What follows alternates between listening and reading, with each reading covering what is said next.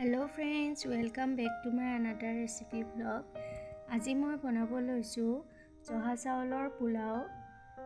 প্ৰথমতে মই এই কাপটোৰ জোখাৰে 2 কাপ জহা চাউল লৈ লৈছো।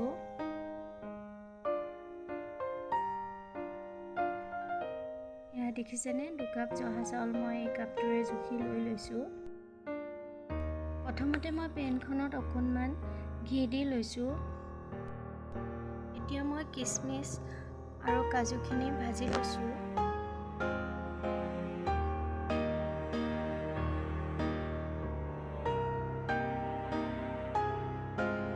অকণমান ৰঙাকে ভাজি লৈছো। এতিয়া এইখিনি মই কাঢ়ি থম। আকৌ একেখন পেনতে মই অলপ মিঠাতেল এড কৰি দিলো। তেলখিনি গৰম হৈ উঠিল। তেজপাত 3 খিলা আৰু শুকান জলকীয়া 4টা দি ললো। পিয়াজ আৰু আলু কুটি লোৱাখিনি একেলগে এড কৰি দিলো।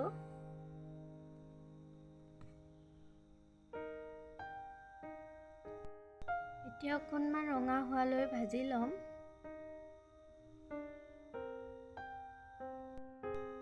জোখমতে হালধি এড কৰি দিছো।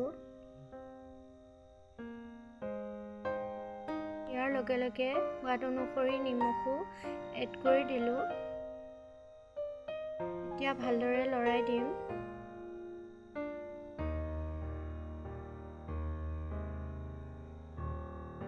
একেবাৰে সিম্পল আৰু কম সময়ৰ ভিতৰতে বনাই খাব পাৰি।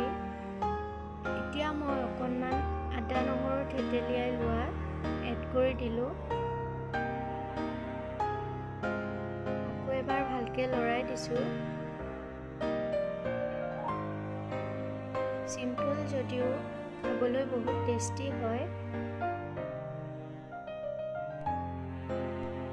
এতিয়া অকণমান কাশ্মীৰী ৰেড চিলি পাউডাৰো এড কৰি দিলো। আকৌ এবাৰ ভালকৈ লৰাই দিছো।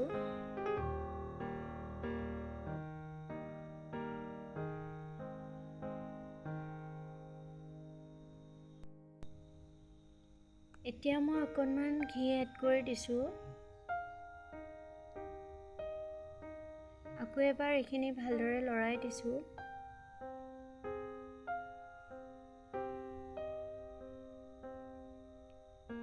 এতিয়া দিছো দৈ।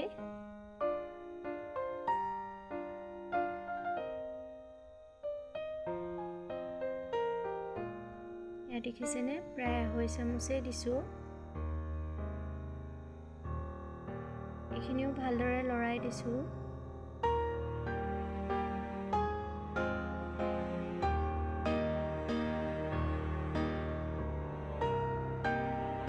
এতিয়া মই চাউলখিনি এড কৰি দিলো।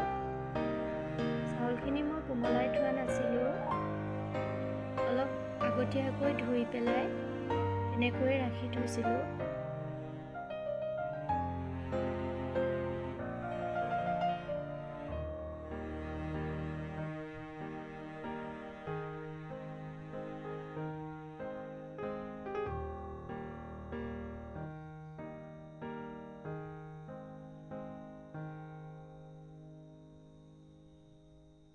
চাউলখিনি পুৰা জৰজৰীয়াকৈ ভাজি লৈছো।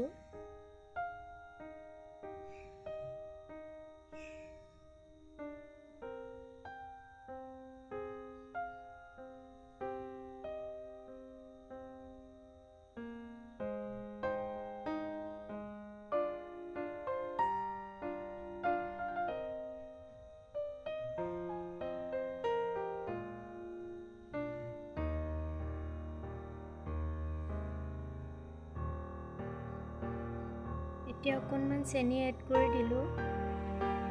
কাৰণ মই পোলাওটো অকণমান মিঠা হ'লেহে খাই ভাল পাওঁ।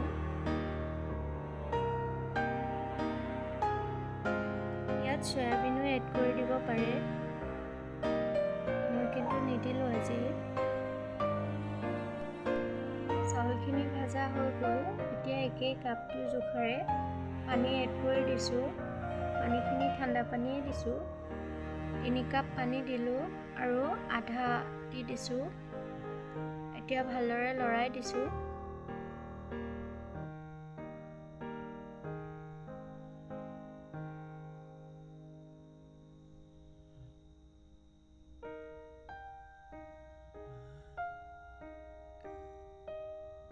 এতিয়া উতল আহিছে, এনেকুৱাতে মই কাজু আৰু কিচমিচখিনি দি দিলোঁ।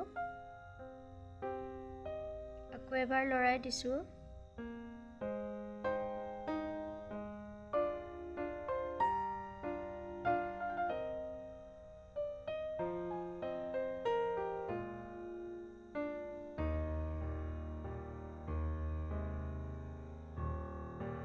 এতিয়া 10 মিনিটৰ কাৰণে ঢাকোনখন মাৰি থৈ দিম।